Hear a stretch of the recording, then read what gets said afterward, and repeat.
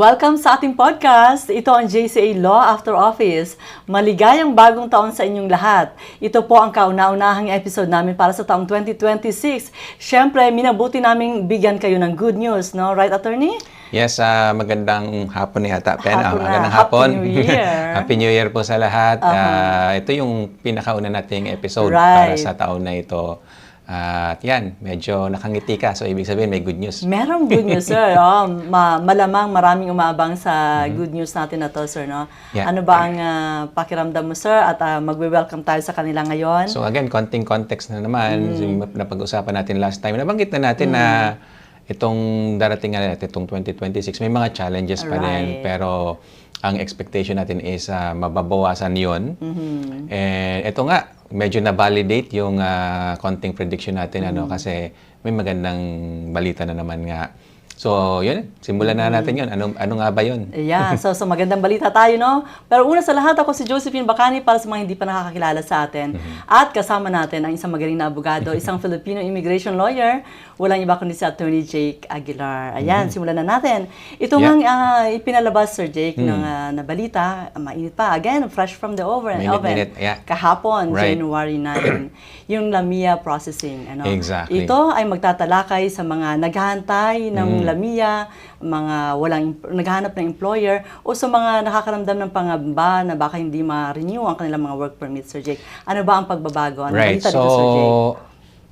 Last year, 2025, di ba, nagkaroon ng pause sa mga processing ng low-wage LMIA na tinatawag. So, just to give a short background, hindi muna nga daw ipaprocess yung mga LMIA na kinoconsider na low-wage, meaning around $36, $37 per hour or below, mga ganon. Hindi muna ipaprocess kung mataas yung unemployment rate dun sa lugar na yon. Halos lahat yun halos lahat ng malalaking city, mataas yung unemployment rate. Mataas, ibig sabihin more than 6% or more yung unemployment rate. So, yun yung nangyari last year. And then, so ang ginagawa nga natin is maghintay para bumaba siya at ma-process. Tapos, napag-usapan din natin nung last episode na bumaba nga, at least may news na bumaba from 6.9. I mean, yung average, general average ng unemployment rate sa buong Canada, from 6.9 to 6.5. So, that's a substantial change nga. And sabi nga natin, sana marami pang gano'n na pagbaba. Ito nga, ang bilis na meron tayong data agad na nakuha from yesterday nga na sa mga ilang lugar, so hindi pa naman lahat, pero may maraming lugar na bumaba na yung unemployment rate below 6%. So meaning, dun sa lugar na yun, pwede na naman yung low wage. So napakalaking news po ito, lalo sa mga kaibigan natin na ito nga pa-expire yung mga work permits nila sa taon na ito at nahihirapan nga makakuha ng LMIA. So mas mapapadali, at least mas malaki yung chance nila kasi pwede na nga mag-apply for low wage dun sa lugar na mga bumaba nga ang unemployment rate. Ang mga nakita ko na lugar, malalaki din like Vancouver, Montreal, Moncton. So, malalaking city yung bumaba ang unemployment. So that's good news kasi ibig sabihin napakaraming tao ngayon ang pwede na mag-apply ng LMIA under the low wage stream. Magiging detalyado kami sa pag-uusap na ito.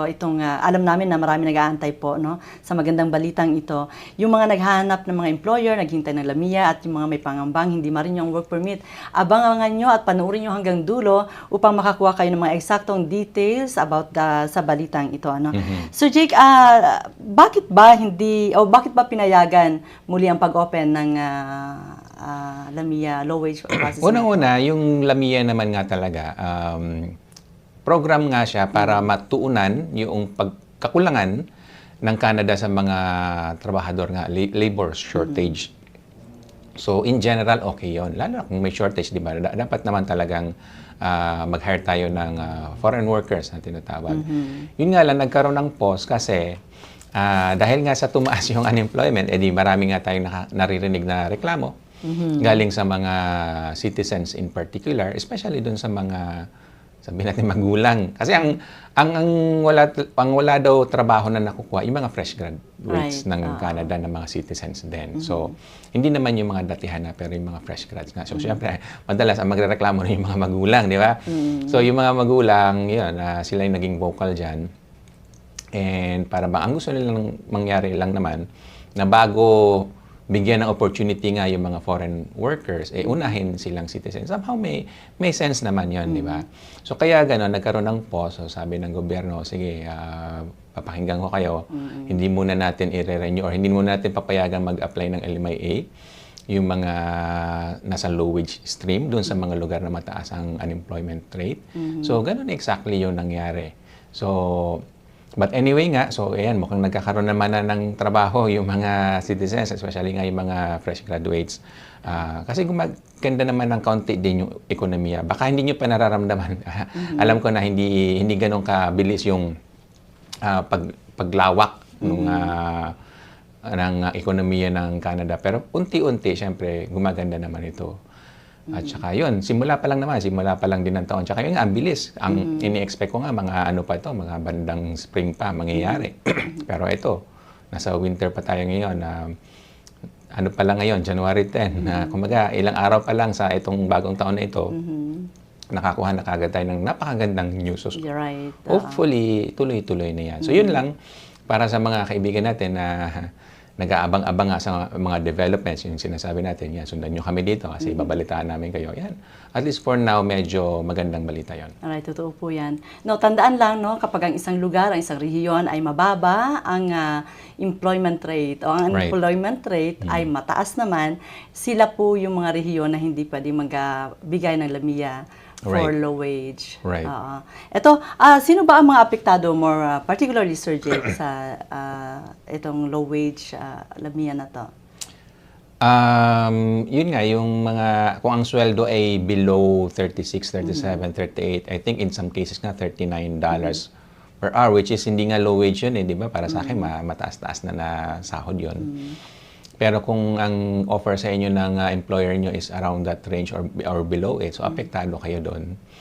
And kung dati nga hindi kayo makapag-apply, ngayon, pwede na. Check-in nyo kasi hindi pa rin naman lahat ng locations ay na bumaba na. Pero marami ang alam natin, napakarami. At saka yun nga, yung malalaki. Like for example nga, Vancouver, Montreal, malalaking city yon. So definitely Like 8 napakarami. regions ata, sir, ang 8 regions. So open ng Halifax, low wage na yan. yun nga, Moncton, malalaking city ang bumaba na. So that's very good news. Like for example nga, yung nakita ko yung sa isang data for, I think, Vancouver, dating 6.8 yata yung unemployment. So mataas nga, no? 6.8. Naging 5.9. Bumaba na So ang laki sobra. ng drop. Oo, Ang laki ng drop. that's why. Almost 1% yung drop. Oo. So, Pero- yun. Pero mayroon din namang ibang provinces na hindi pa rin talaga allowed magbigay ng low wage lamiya. Siguro meron pa din. Ontario. Hindi ko alam yung buong data. Pero yun, at least that's a good start nga. Tsaka yeah, hopefully tuloy-tuloy na yung Yeah. Magkaroon lamang kayo po ng update dun sa mga region po na may na bumaba na ang employment rate or I mean unemployment rate, correct? Siguro, baka next episode, bigyan natin ng mas detalyadong balita yon. Pero yan nga, definitely susubaybayan natin siya. And baka sa susunod na balita natin, baka lahat na bumaba. Sana, di ba? Right. Sir Jake, bigyan natin sila ng counting explanation po dito sa ano ba talaga itong sinasabing low wage job. Yun lang. So, 120% na sinasabi ng median wage sa region, dapat ganun ba? Para maging familiar lang sila. Right. So, merong datos yan sa government website kung ano yung tinatawag nilang na median wage. So, pag mababa nila doon. i-check doon. So, yeah. Doon nila i-check. Pero yun nga, sa ngayon, ang pagkakalang ko around 36, 37, 30, $39, yun yung wage na kinoconsider nilang nasa median. So, pag below that, low wage yun. Depende sa region, Sir Jake. Depende rin Province, sa region, yeah. Alright. Itong mga rehiyong hindi tumatanggap ng low wage lamiya, Sir Jake, meron ka bang details nito? Ayan, na-mention mo kanina. Ano ba pwedeng gawin ng mga employers pala, Sir Jake? Kung hindi man sila makapag-issue ng low wage lamiya, dapat bang taasan nila ang Tataasan nila. Yeah. So kung hindi, yun yung isang solusyon doon actually. So kung hindi sila pwede sa low wage, hindi itaas nila yung sahod. sa mga Doon provinces sila sa high wage. na, Oo, sa high wage. So, ipaprocess pa rin. ah, Ayun nga lang, merong counter effect yon. Kasi pagka high wage is mas maraming ang PR or citizen na magiging interesado doon kasi malaking sweldo eh. So ibig sabihin maraming mag-a-apply doon. So kung kayo ay inofera ng ganong sweldo doon sa LMIA na yon, baka hindi ma-approve yung LMIA nyo. Kasi pag merong PR or citizen nga na available para sa trabaho na yun, sila yung uunahin. So ganun pa rin, yung part na yon ng process, hindi yun nagbago. Na uunahin pa rin, bibigyan pa rin ng priority yung PR at saka citizen. So hindi nagbago yung part na yon. It's just that nung itong change nga ng 2025, ito yung post nga talagang wala talagang pag-asa. Inalis nila yung pag-asa doon sa mga low wage workers na foreign workers. Wala talagang pag-asa. Ibig sabihin kahit may PR man or wala para sa trabaho nun, hindi ka pa rin pwede mag-apply. Ganun kahigpit. Pero ngayon, at least, yun nga, kung nandun kayo sa lugar na mataas pa rin ang unemployment rate, at kung mahihikayat nyo yung employer nyo na taasan yung sweldo nyo beyond doon sa low wage o para maging high wage, pwede pa rin siyang i-process. Yun nga lang, maraming mag-a-apply na PR or at least expect nyo na mas maraming mag-a-apply na PR or citizen. So baka rin, hindi rin kayo nga mabigyan ng opportunity kasi syempre uunahin yung nag-apply nga na PR or citizen. Sa mga employers naman, Sir Jake, ano ba dapat ang kanilang ihanda para hindi ma-refuse ang kanilang mga LAMIA application at mabigyan naman ng trabaho yung mga walang LAMIA? Yeah, so ihanda nila yung sarili nila dun sa process kasi papakita nga nila sa government na nag-effort sila na mag-hire ng PR or citizen. Yung part na yun, again, hindi yun magbabago. So si employer, ihanda nila yung sarili nila doon at mag-gather sila ng evidence. Unang-una, syempre mag-advertise sila. Tapos titingnan nila kung sino ba yung mga nag-apply, i-document nila yon. Sino-sino ba yung nag-apply, sino doon yung mga PR at citizen, sino doon yung mga qualified doon para sa role na yon. And then, ano ba yung ginawa nila? Anong effort ba ang ginawa nila para bigyan ng opportunity yung PR na yon or yung citizen na yon? In-invite ba nila for interview? Natuloy ba yung interview? Ano nangyari sa interview? Bakit hindi nila hinire? So, lahat yon kailangan fully documented. And then, magkakaroon niya ng interview from the officer. So, kailangan masatisfy nila yung officer na genuine naman at least yung offer na binigay nila or yung process na ginawa nila para sa mga PR or citizen. It's just that hindi nga talaga sila nakakita, hindi nagkaroon ng offer for some valid reason. And after that, pag nasatisfy si officer na talaga, at least binigyan mo ng opportunity yung PR or citizen, okay na yan. Yun yung pinaka process ng LMIA. The purpose ng yung purpose LAMIA. ng LMIA. Dapat positive LAMIA yung... Dapat positive. Magiging positive pag walang ang PR or citizen na available for that job. So, ibig sabihin, overall, maganda sa economy ng Canada kasi nga wala namang PR or citizen na kayang gawin yon. So yan, ikaw bilang isang foreign worker, ikaw na ang gumawa nun. Kasi nga walang ibang makakagawa eh. So parang gano'n. Overall, maganda para sa Canada. Kung wala naman talagang mahanap na LAMIA, pwede naman siguro sila mag-search, Sir Jake, ng mga LAMIA example work.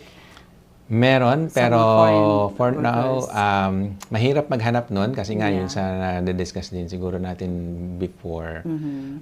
Exceptional nga talaga yun yung mga LAMIA exempt. Kaya din naman in-exempt yun sa LAMIA for some policy din kasi ibig sabihin, wala rin naman talagang, kahit maghanap ka, walang PR or citizen na pwede doon eh. Again, yung example niyan is kung artist ka, ikaw yung sikat ka, pupunta ka dito para mag-show, di ba? Ba't pa mag-advertise pa ba sila para maghanap ng PR or citizen? Para ikaw mismo yun eh, na sikat na artist, di ba? Anyway, medyo exceptional. Example na lang doon din, Sir Jake, yung mga na-fall sa agriculture siguro, construction, yung mga ganong trabaho. So may mga ganong separate policy.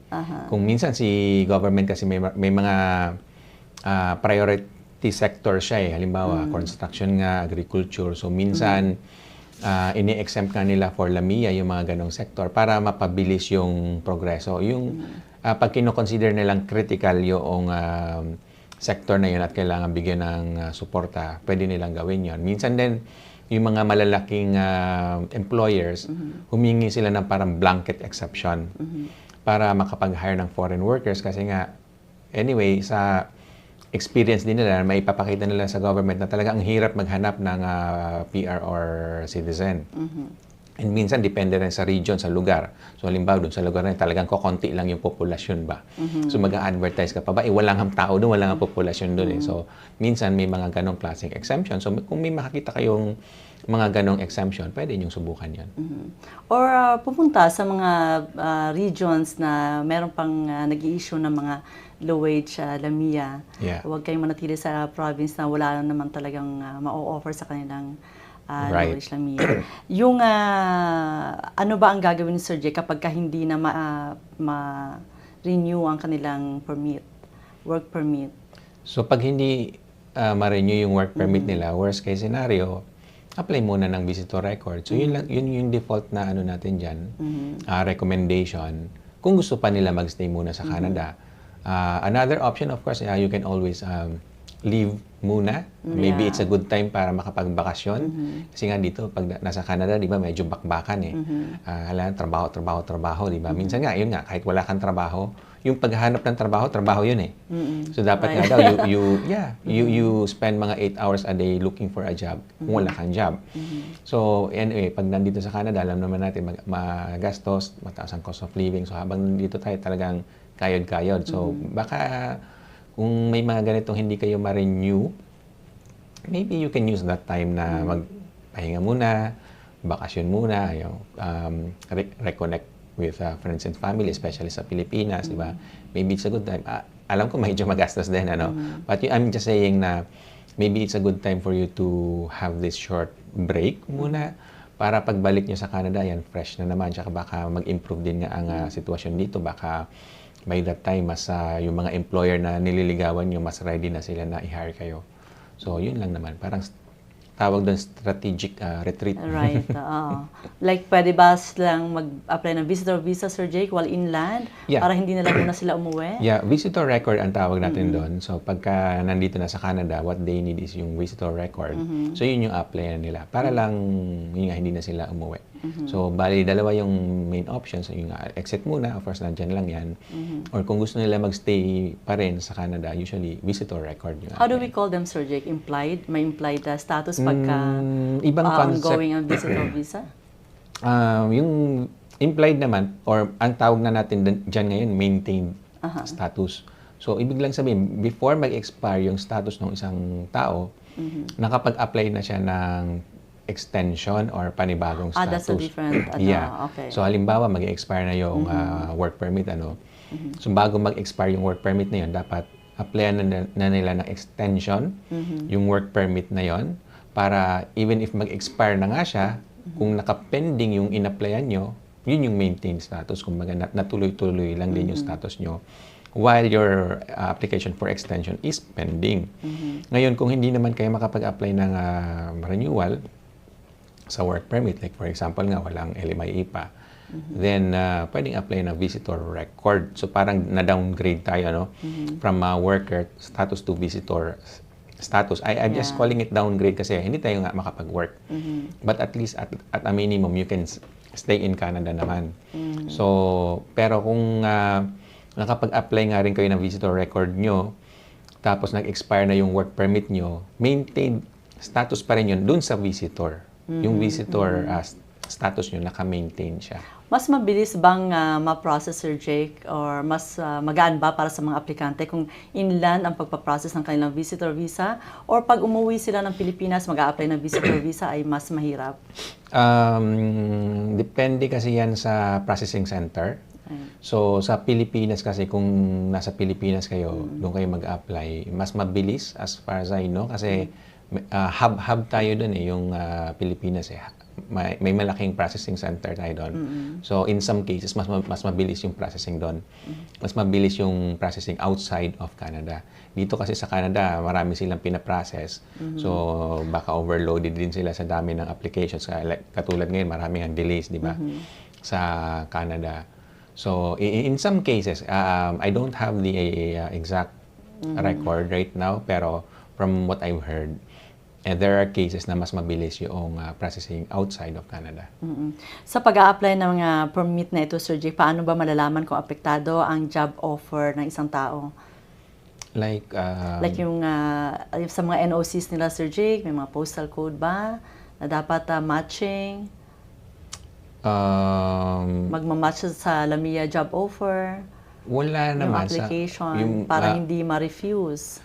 So, ang pinaka kailangang i-consider dun sa application ng work permit Yeah. para dun sa Lamia is kaya nyo bang gawin yung trabaho doon sa Lamia na yon. So yung Lamia, di ba may NOC yan? Merong specific role yun eh. Ang gustong malaman ni officer is nagagawa nyo nga ba yon? Kaya nyo nga bang gawin? In the form of yung education, ano bang tinapos nyo or previous experience nyo or nag-training ba kayo? So dapat there's something to show na kaya nyong gawin yung trabaho na yon. At depende rin sa particular yung NOC kasi bawat role, di ba, bawat position, merong mga specific requirement kung ano ba yung tinapos mo dapat, di ba? Or Right. kailangan ba to ng license ba? Parang ganun. Or kailangan ba to ng a certain number of experience like 1 year, 2 years, something like that. So depende rin sa particular role. Yung data naman yan nasa government website naman lahat yan. Pero yun ang tinitingnan ng officer, nagmamatch ba yung requirement ng government dun sa credentials niyo. So yun yung mas dapat tingnan doon. Kailan nagpapalit-palit, Sir Jake, ang processing ng Lamia, Sir Jake? Quarterly? Paano ba? Processing ng Ng Lamia? like I'm not sure if I Nagpapalit-palit ba siya understand. quarterly? Para maabangan nila yung mga list ng pag-change ng mga qualification eligibilities. Yung updates doon sa NOC ba ito or Lamia Nawala ako processing? doon, oo. Lamia processing? Oo. I'm not sure if I understand yung question. Kasi di ba mayroong Sir Jake, na imi-meet yung ano ba ito ibig sabihin niya dito? Paiba-iba ang Lamia policy. Kailangan wag silang mag-assume na nami-meet nila. Okay. So yun nga kasi yung Lamia naman employer side yun eh. Katay, Ma'am Kat. Employer side yun eh. So employer yung kailangan sumunod sa Lamia process is the employer. So at that stage wala pang kinalaman si worker. Si worker, oo. Yeah, pagka may Lamia na, ang kailangan na lang sundin ni worker is yung policy dun sa work permit application, not Lamia. Kaya I would say walang kinalaman si worker with regards sa Lamia kasi it's all about the employer. Okay, let's go back po, Sir Jake. Sa mga naghahanap ng employer, ano ba dapat nilang gawin at kailan sila maging maingat?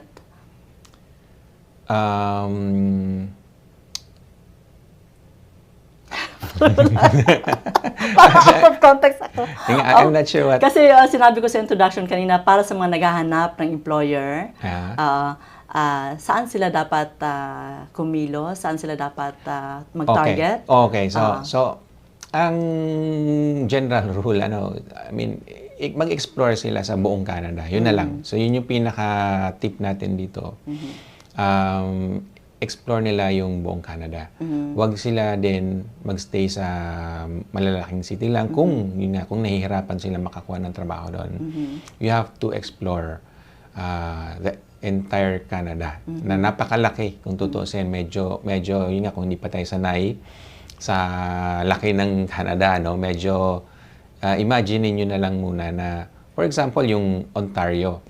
Kung saan tayo nandito ngayon, nasa Toronto tayo. Ontario, that's just one of the 10 provinces ng Canada. May 3 pang territories, di ba? So Ontario alone is 3.5 times the size of the entire Philippines. So malaki in terms of land area. So ang point din is sa buong Canada, nakadisperse din yung mga population, yung mga town, may mga small communities din naman. So explore natin yun. Kumbaga, baka nandun yung trabaho para sa atin. Si Canada din kasi gusto niya na yun nga, i-maximize yung space ba, huwag tayo masyado magsiksikan. So, yun lang, yun yung pinakamalaking tip na siguro mabibigay natin sa mga kaibigan natin na naghahanap ng trabaho or ng LMIA. Doon kayo sa lugar na, yun nga, konti ang tao kasi doon talaga wala kayong kalaban, PR man or citizen, walang ang tao doon eh. So, itry nyo doon kasi baka nandun yung opportunity nyo, especially for work, especially for possible PR. Pag naging PR naman na kayo, then that's the time na yan, may kalayaan na kayo, guaranteed din yan ng Constitution ng Canada. Na lumipat kayo kung saan nyo gusto yan. Kung gusto nyo na bumalik sa malalaking city, walang problem. Wala nang pipigil sa inyo. Siguro mention na lang din natin, Sir Jake, since I have the list here. Ito yung mga provinces or regions no, na may mga low-wage LAMIA applications na allowed na ngayon. Sige. Ito yung mga Vancouver, Sir Jake, British Sige. Columbia. Ano na lang. Winnipeg, Manitoba, Halifax, Nova Scotia, Okay. Kingston, Ontario, at ilang bahagi ng New Brunswick at Quebec. Ano? Ayan, para lang may idea sila. Ito pa. Right. Pero sino ang hindi tumatanggap ng low-wage LAMIA, pwedeng iwasan itong mga provinces na ito in the andyan ba? meantime. May data ka ba nun? Right, Sige. bigyan din natin sila. Yung Toronto, isa, number 1. Hindi pa rin, okay. Oo, hindi pa rin. Ottawa, Pero I'm just Gatineau. wondering, ano kaya na, siguro i-check natin at baka mabanggit natin next time. Ano na kaya ang percentage ng unemployment rate dito Right. sa Toronto? April siguro, Sir Jake, may update na. Okay. Quarterly naman ata sila Alright. nagbago-bago ng Alright. rate. Next, Ottawa, Gatineau, Calgary, Okay. Edmonton, Kitchener-Waterloo. So, madami pa din. Hamilton, Yeah. Okay. Windsor, at marami pang iba. Ito sila yung mga provinces na hindi pa pwede Hindi pa pwede. Okay, so madabi-dabi pa rin yun at saka malalaki pa rin yun. Especially Toronto, Right. yun ang pinakamalaking city, di ba? mataas So, pa rin at ang least, unemployment rate, sir. Pero yun nga, sabi naman natin nga noon, unti-unti yan. Tsaka, yun nga, yung challenges, andyan pa rin naman. Yun yung nabanggit natin noon. So, pero at least nga, maganda yung direction. I mean, gumagaang nga kahit papaano. At least yan, yung other big cities din. Like for example, Montreal tsaka Vancouver, malalaking city yun eh. Yun yung pangalawa tsaka pangatlong pinakamalaking city dito sa Canada eh.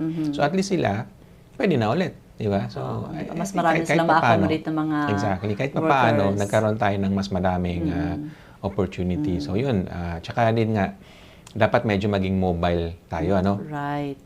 PR nga or citizen, mobile pa din eh. Oo. Palipat-lipat sila kung nasan yung trabaho. So what more, kung kayo ay foreign national, dapat mas willing kayong gumalaw-galaw. So yan, so, Explore. pag sinabing o doon daw sa Montreal or sa Vancouver, pwede na ulit, edi doon tayo maghanap ng mga opportunities natin. Yan, di ba? April 2026, may pagbabago naman ulit, no? Abangan nyo lang, maging updated sa IRCC update at sa amin na rin. Maaring matalakay na naman namin yan sa susunod, pagdating ng araw.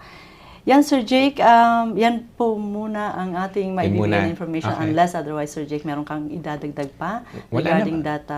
Wala naman. great So, news. ito lang, parang more on summary. Para gusto ko kasi, especially mga nanonood sa atin at Mabigyan. sinusubaybayan tayo, di ba? So, yun nga, nung last year, nagkaroon tayo, before din tayo nag-break, kasi siyempre nag-break din tayo kahit Right. paano, ano? Nabanggit natin na may mga challenges pa rin talaga, pero mag-i-improve naman siya, at least yun yung prediction natin. At ito na nga, medyo Like this nababalidate na yon. Again, may challenges pa rin. Like for example, Toronto, hindi pa rin nga. Pero Yeah. may mga regions din naman na nagbaba na yung unemployment rate. Like nga, Vancouver, Montreal, malalaking city. At marami pang iba, di ba? Halifax, sa Nova Scotia, malaking city din yon. So, yun. Tsaka nga, as early as now, 10 days pa lang dito sa bagong taon. Medyo may ganung balita na. So, such a what good more? Yeah, news. what So, more throughout the year? Mahaba-haba pa yung taon. Matagal pa bago natin makita ulit or marinig si Jose Marichan. Nakakanta Right, ulit, di ba? oo. So, mahaba-haba pa yon. So, marami pa nga pwedeng mangyari. Antabayan na natin. Marami pang mga challenges. Tsaka ito, dagdag ko na lang din, may bago na namang posibleng makapanggulo sa mga buhay-buhay natin, ano? So, yung paghuli ng US dun kay Maduro, presidente ng Venezuela, medyo concerning, at least para sa akin, tsaka nila ako, yung mga international leaders din sa buong bansa at buong mundo. Nagkaroon din sila ng concern dito kasi, well, again, parang baka magsimula na naman ang gera dito or what, hindi natin alam. Kasi si Venezuela, may mga kakampi din siya, mga, halimbawa, Russia, China, gano'n. So, medyo hindi natin alam kung saan pupunta yan. Tsaka may, yung kwento nito tungkol sa langis ng Venezuela. So, para bang gustong ibenta ng US yung langis ng Venezuela. So, again, sa ngayon, nagsisimula pa lang naman. Hopefully nga hindi siya maging like full-blown war na naman or whatever. Pero yan yung mga gusto nating i-monitor at ibabalita sa inyo. Sa ibang usapan naman, katulad ng sa Ukraine-Russia na gera nag-start 2022, doon naman parang kahit pa paano mayroong progress din naman. Kasi pinag-uusapan nga din ng ibang leaders yung mga kung paano ba magkakaroon ng lasting peace doon. So, at least for na mayroong good and bad, mayroong patapos na gera, pero may bago na naman.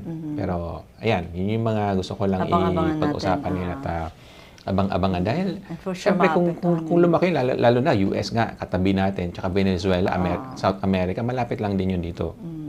So, possible tayo dito sa Canada na maapektuhan noong sitwasyon doon. Yan. So, yeah, sana nakapaghatid kami sa inyo ng magandang balita. Siningit natin yung medyo bad news konti. Konti pa lang naman. Konti pa. Hopefully nga hindi siya lumaking bad news. Pero yeah, tip lang natin sa ating mga kababayan, huwag pong mapili sa lugar na pwedeng magkaroon ng inyong future dito sa Canada. Kahit na malayo, subukan nyo pa rin po para po ma-maintain nyo ang status dito sa Canada at hindi na kayo kailangang umuwi. Right. Sana nakapagdulot kami ng kaligayahan sa inyo somehow. Maraming salamat, Attorney Jay. Maraming salamat din, Pen. Ayan po. Maraming salamat pong muli. Ako si Josephine Bacani kasama si Attorney Jay Aguilar. Nag-iiwan sa inyo lahat ng magandang araw at Happy New Year.